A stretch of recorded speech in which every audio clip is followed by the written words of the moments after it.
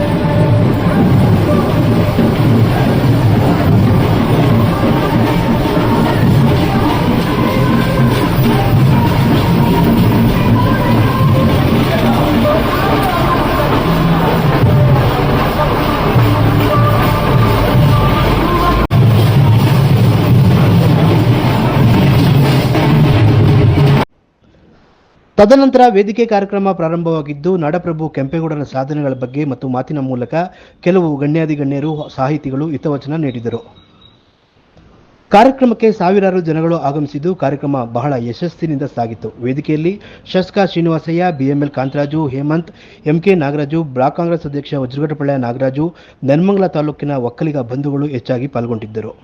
ಅವರು ಸಮಾಜಕ್ಕೆ ಕೊಟ್ಟಂತ ಕೊಡುಗೆ, ಸಮಾಜದ ಎಲ್ಲ ವರ್ಗದವರು ಎಲ್ಲ ಜನಾಂಗದವರು ಒಟ್ಟಿಗೆ ತಗೊಂಡೋಗುವಂತ ವ್ಯವಸ್ಥೆಗೆ ಒಂದು ಮಾದರಿಯಾದಂತಹ ನಾಯಕತ್ವ ವಹಿಸಿರುವಂಥದ್ದು ಮತ್ತೆ ತುಂಬಾ ಉತ್ತಮವಾದ ಗುಣಮಟ್ಟದ ಜೀವನಕ್ಕೆ ದಾರಿ ತೋರಿಸೋಲ್ಲ ನಾವು ಜಯಂತಿ ಮಾಡ್ತಾ ಇದ್ದೀವಿ. ಆದ್ರೆ ಇವತ್ತಿನ ಜಯಂತಿ ಯಾವ ರೀತಿ ಆಗಿದೆ, ಜಾತಿ ಮೇಲೆ ಜಯಂತಿ ಮಾಡುವಂತ ವ್ಯವಸ್ಥೆ ಇದೆ. ಯಾವತ್ತು ನಾವು ಇವತ್ತು ಒಕ್ಕಲಿಗ ಸಂಘದ ಅಧ್ಯಕ್ಷರು, ಉಪಾಧ್ಯಕ್ಷರು, ಅವರು ಇವರು ವೇದಿಕೆ ಮೇಲೆಲ್ಲ ಅವರೇ ತಿಳಿದ್ರು. ನೀವು ಯಾವತ್ತು ಈ ಅಧ್ಯಕ್ಷರುಗಳು ನೀವೆಲ್ಲ ಯಾವತ್ತು ಅಂಬೇಡ್ಕರ್ ಜಯಂತಿ ಇರ್ಲಿ, ಬಸವಣ್ಣನ ಜಯಂತಿ ಇರ್ಲಿ, ಇಲ್ಲ ಯಾವ್ದಾರ ವಾಲ್ಮೀಕಿ ಜಯಂತಿ ಇರ್ಲಿ, ಆ ಸಂದರ್ಭದಲ್ಲಿ ಯಾವತ್ತು ನೀವೆಲ್ಲ ಮುಂದೆ ನಿಂತ್ಕೊಂಡು ಮಾಡ್ತಿರೋ ಅವತ್ತು ಇದಕ್ಕೆ ಅರ್ಥ ಬರ್ತದೆ ಅಂತ ನಾನು ಈ ಸಂದರ್ಭದಲ್ಲಿ ಹೇಳಕ್ ಇಷ್ಟಪಡ್ತೀನಿ. ನಾನು ಹಲವಾರು ಜಯಂತಿಗಳು ಕರೆದಾಗ ಹೋಗ್ತೀನಿ, ಬರ್ತೀನಿ, ಯಾವಾಗ ಹೇಳ್ತಾ ಇರ್ತೀನಿ. ಒಂದು ಜಾತಿಗೆ ಸೀಮಿತವಾದಂತ ಜಯಂತಿಗಳಾದ್ರೆ ನಮ್ಮ ಮುಂದಿನ ಪೀಳಿಗೆಗೆ ನಾವು ಉತ್ತಮವಾದ ದಾರಿ ತೋರಿಸಲ್ಲ ಅಂತ. ನೆನಮಂಗಲ ಸುದ್ದಿಗಾಗಿ ಲಕ್ಷ್ಮಣ್ ಮಂಡಿಗೆರೆ.